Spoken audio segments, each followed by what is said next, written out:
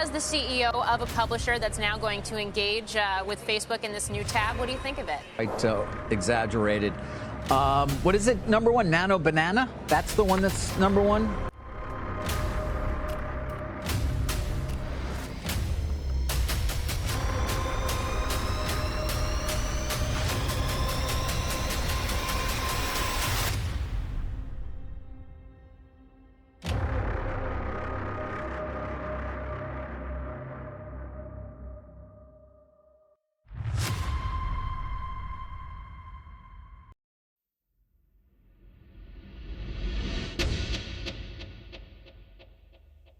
Let me start with the simplest definition you'll ever hear. Vendor lock-in is when a customer becomes so dependent on a vendor's product that switching to a competitor becomes unbearably expensive, complicated, or time-consuming.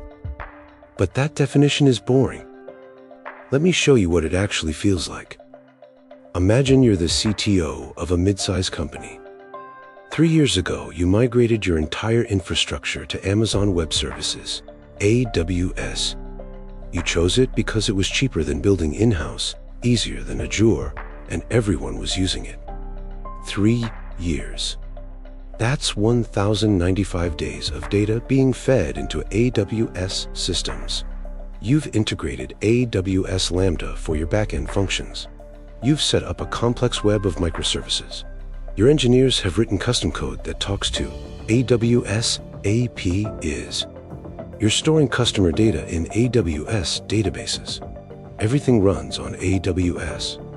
Then one day, AWS increases their prices by 40%. You call them, you negotiate. They don't budge. So what do? Option 1? Leave AWS and go to Google Cloud or Azure. But wait, to do that, you'd need to export all your data, which costs money. AWS charges 12 cents per gigabyte, and you have 500 terabytes. That's $60,000 just to download your data. Rewrite all your custom code. 6 months, your entire engineering team. Migrate your databases. 2 months of downtime? Or run both systems in parallel for another 4 months. Retrain your team on new tools. 3 weeks of lost productivity. Risk catastrophic failure if something goes wrong during migration. Total cost?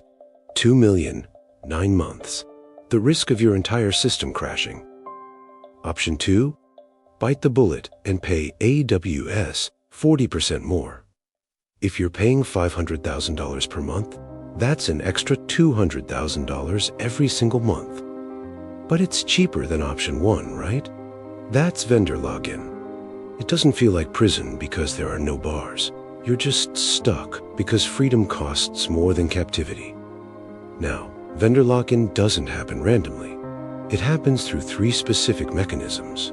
First, financial switching costs. These are the direct monetary losses, migration expenses, retraining costs, data transfer fees. When it costs $2 million to leave, you stay, even if you hate it. Second, procedural switching costs. These are the time and complexity involved in switching. New software requires learning. New systems require integration. Your team's expertise becomes obsolete. You need to evaluate alternatives, which takes 3 months, implement them, which takes 6 months, and manage the risk, which takes 9 months. By the time you're done, the alternative is no longer better. Third, relational switching costs. These are the psychological and relationship-based costs. Your team is trained on this vendor's tools. Your company culture is built around this vendor's ecosystem. You've built relationships with the vendor's sales team. Switching feels like betrayal. It feels like starting over. These are the hardest costs to quantify, but they're often the most powerful. The genius of vendor lock-in is that once all 3 are in place, you're trapped, not by force, but by necessity.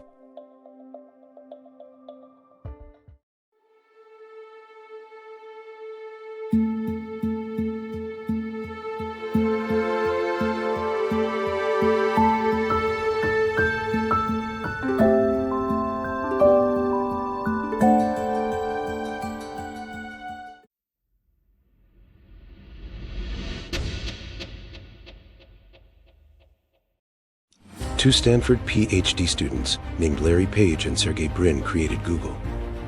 At the time, there were about 30 search engines. Yahoo was winning. AltaVista was strong. Google was just another option, and not even the most popular one. But here's where the lock-in begins. Google made one strategic decision. They would give away their search engine for free.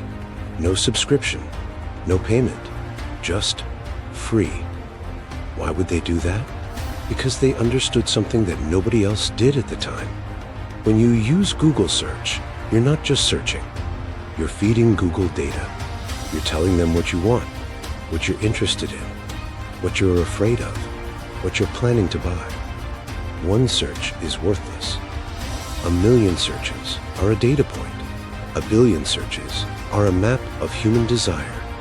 By 2005, Google had collected more data about human behavior than any company in history. And because that data could only be analyzed in Google's systems using Google's tools, no competitor could replicate it. Microsoft had Bing. They tried for 15 years. They threw billions at it. But they couldn't match Google's data because all the data was locked inside Google's systems. By the time you realized you were locked in, it was too late. Your search history was in Google. Your Gmail was in Google. Your calendar was in Google. Your maps were in Google. Your Android phone was in Google. Your YouTube watch history was in Google. The switching cost wasn't financial. It was existential. Your entire digital life had been fed into Google's ecosystem. That's why, even though competitors have tried 20 times, Google still controls 92% of search. Even today, in 2026, nobody has been able to dethrone them. Not because Google search is technically superior, but because the switching cost, moving your entire digital footprint, is too high. Google charges advertisers $200 per click on some keywords. Advertisers pay it because they know customers are finding them through Google. Customers stay with Google because everyone uses Google. New advertisers come to Google because that's where the customers are. Network effects meet data login, and Google has extracted over $300 billion in revenue because of it.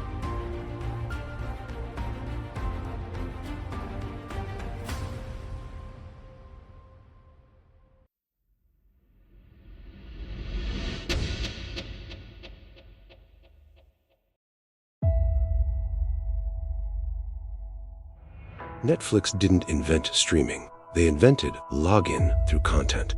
Here's what happened. Netflix realized that if they could create original content but you couldn't get anywhere else, then you'd have to stay subscribed, even if you only watched one show per month. So they made Stranger Things, they made The Crown, they made Bridgerton. But here's the genius part. They didn't just create great content, they engineered the release schedule to maximize login. The final season of Stranger Things was released over a 36-day window. The first episode dropped on November 26th. The finale dropped on December 31st. Netflix's standard subscription is 30 days. So if you signed up on November 26th, your subscription would naturally end on December 26th, 5 days before the finale. Netflix basically engineered it so that you had to pay for an extra month to see how the story ended. The revenue impact? About $77 million in incremental revenue from that one strategy alone. But the lock-in goes deeper. Netflix knows what you watch. Netflix knows what shows you pause on. Netflix knows what time of night you watch. Netflix uses that data to recommend shows that you'll be emotionally invested in. So you watch The Crown for 6 weeks. Then Netflix recommends The Diplomat, then Bridgerton. You're emotionally invested in these shows. You're excited about the next season. Even if Netflix costs $15.99 per month, and you're only watching 2 hours per month, you keep paying because there's always something new that you're emotionally connected to. That's why Netflix has 250 million subscribers and $37 billion in annual revenue.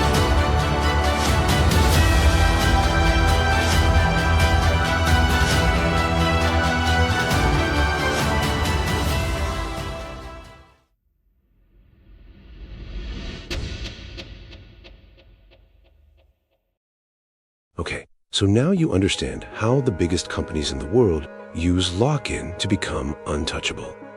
The question is, how do you, as a founder, build this into your business from day one? Because here's the truth that nobody tells you. The most valuable startups aren't the ones with the best product.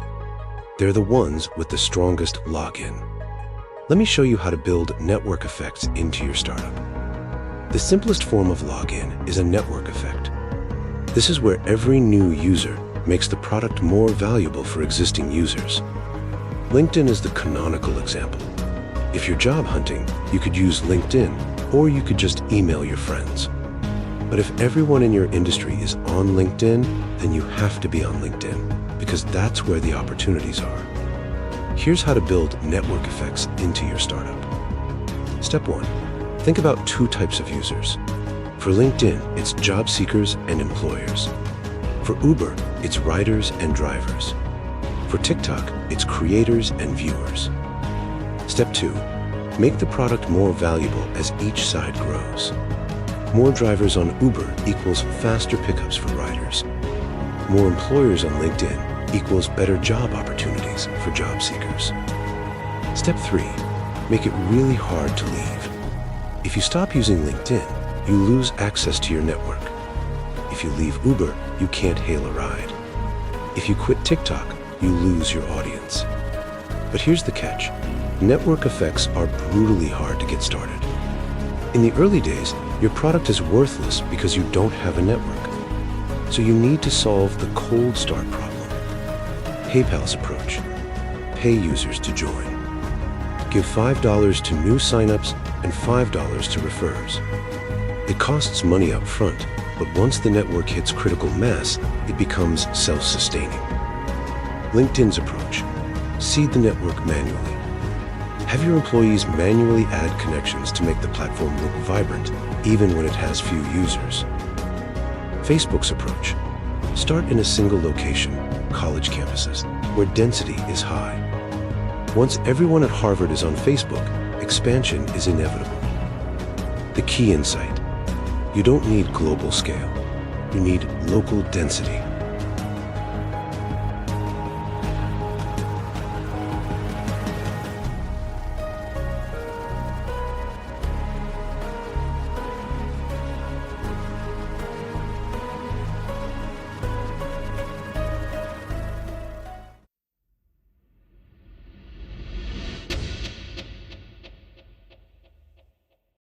Let me pull all of this together because there's a deeper principle running through everything we've discussed. The most valuable companies in the world aren't the ones with the best products. They're the ones with the strongest moats. And the strongest moats aren't built through superior engineering. They're built through lock-in. This is the uncomfortable truth that nobody wants to admit. The game isn't about being better. It's about being harder to leave. Google isn't the best search engine anymore. It's arguably worse than it was 10 years ago. But you can't leave because your entire digital life is in Google. Microsoft isn't the most innovative software company, but you can't leave because your entire company is running on Microsoft. Netflix isn't the best streaming service, but you can't leave because all your favorite shows are only on Netflix. This is the secret that separates companies that are worth $1 billion from companies that are worth $1 trillion. If you're building a startup, here's the principle to internalize. Don't try to build the best product. Try to build the hardest to leave product. This doesn't mean being unethical. It means 1. Build network effects from day one. Think about how every new user makes the product more valuable for existing users. 2. Integrate deeply into your customer's workflow. Make your product the linchpin in their system. 3. Collect unique data. The data is your moat, not the feature. 4. Use proprietary formats and APIs. Make switching costs exponential, not linear. 5. But solve a real problem. The best moats are built because you're genuinely better, not because you're trapping people. The founders who understand this principle will build the next trillion-dollar companies. If you're an investor, here's the principle. look for companies where switching costs are invisible. These are the companies that will quietly compound value for decades while competitors scramble to compete. The companies with obvious moats, like Apple's brand strength, are already priced in. They're already expensive. But the companies with invisible moats, like Slack's integrations or Twilio's API gravity, are still undervalued. The market hasn't realized yet how expensive it is to leave. That's where you find the 10 times returns. And if you're just someone trying to live your life and make decisions, understand that you're being locked in constantly. Your phone is locked into an ecosystem. Your messaging app is locked in. Your productivity suite is locked in. This isn't a conspiracy. It's just how modern business works. But understanding it gives you power, because once you see lock-in for what it is, you can make conscious decisions about which ecosystems you want to be locked into. Maybe it's worth being locked into Apple because they're solving a real problem for you. Maybe it's not worth being locked into Oracle because you resent the price hikes and you have no reason to stay. The choice is yours, but only if you understand how the lock-in works. In the medieval times, a lord would protect a kingdom by building a moat around it. The moat didn't make the castle beautiful, it made it defensible. In the modern economy, the strongest companies are the ones with digital moats. Not because they're beautiful or innovative, but because they're defensible. If you can build a moat, you can build an empire.